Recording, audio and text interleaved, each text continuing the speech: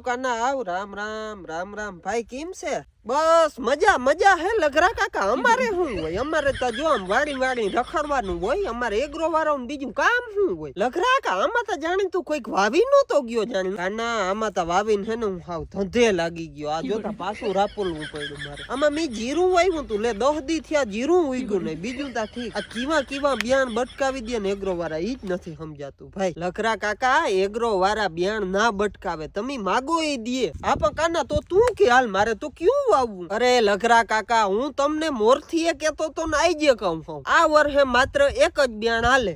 સુકેતું ને સુકેતું સિવાય બીજું બિયાણ જ નથી વાવવાનું થાતું. વાહ કાના વાહ, તે તો મારી હે ને આખું ખોલી દીધી ભાઈ. તો મિત્રો તમે પણ સુકેતું 4 જીરું વાવવાનો જ આગ્રહ રાખો, પછી આ લઘરા કાકાની જીમ ના થાય હો. અને ખેડૂત મિત્રો, સુકેતું 4 જીરુંની ખાસિયતની વાત કરું ને તો એક તો મેન હે ને બધા ખેડૂતને મેન પ્રશ્ન ઈ હોય કે અમારે હે ને ઉગાવો નથી થતો.